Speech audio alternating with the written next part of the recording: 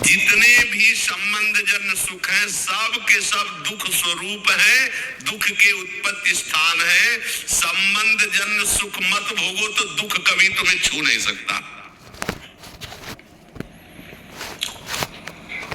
अभी कल हमको किसी ने बताया था, तो बोले वो नौकरी करते थे प्लास्टिक फैक्ट्री में और वो पाइप फट गया, पूरा प्लास्टिक जो द्रवित प्लास्टिक के ऊपर, बोले जिंदा जल गया।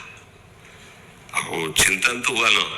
तो अब जैसे अपने लोग दूसरे जीवों को जला के खा रहे ना, ऐसे पैर बांध दिए उनको भूंज रहे, तुम्हारे पैर भी नहीं बांधे जाएंगे, जिंदा भूंज जाओगे। कर्म तुम्हें बख्शेगा नहीं, ध्यान रखना।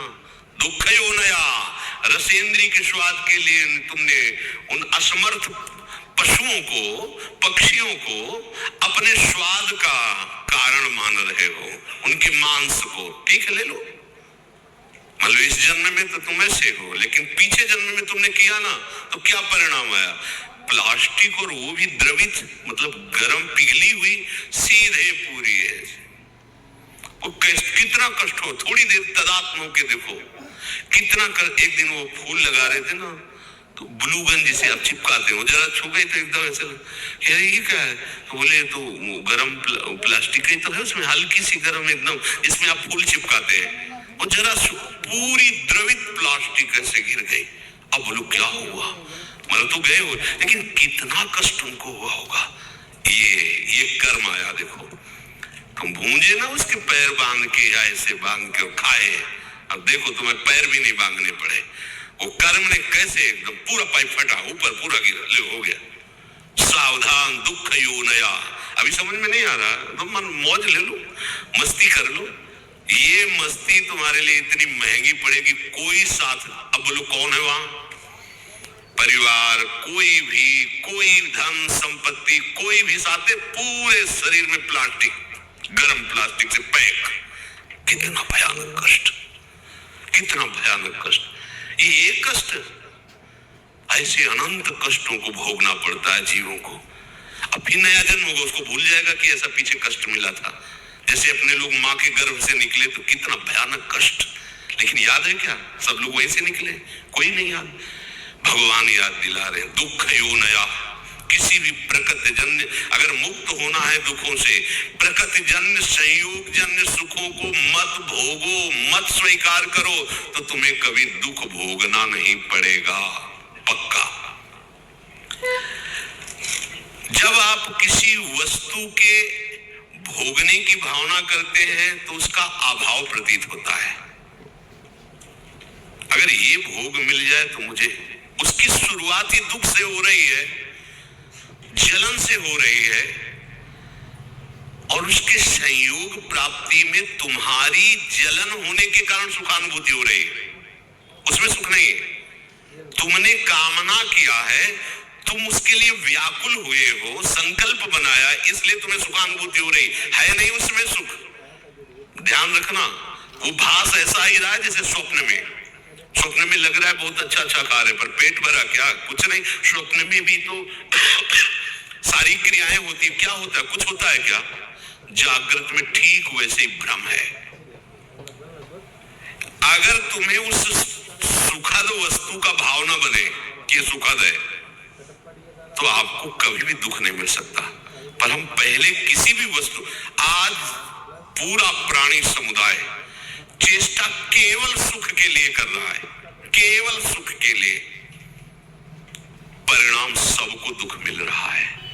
जो प्रभु की तरफ चले वो धीरे धीरे दुख से निवृत्त होते हुए परम सुख की तरफ जा रहे हैं। भले आज शरीर दंड भोग रहा है पीछे के कर्म का, लेकिन आगे प्रकाश है, क्योंकि भगवत मार्ग में चल रहा है। वस्तु के अभाव का दुख जितनी जोर का होगा, मिलन में तुम्हें उतनी सुखानुभूति होगी। ये ब्रह्म ऋषियों का मनन है। वस्तु के भोग का जितना गाढ़ चिंतन होगा, उतने तुम्हें उस भोग में सुख लगेगा, है नहीं? लगेगा। और जितना तुम उसमें सुख अनुभव करोगे, उससे अनंत गुना बढ़ के तुम्हें दुख मिलेगा। ये सिस्टम है, ये नियम है। इसीलिए देख लो, सब दुखी है, सब शांत है।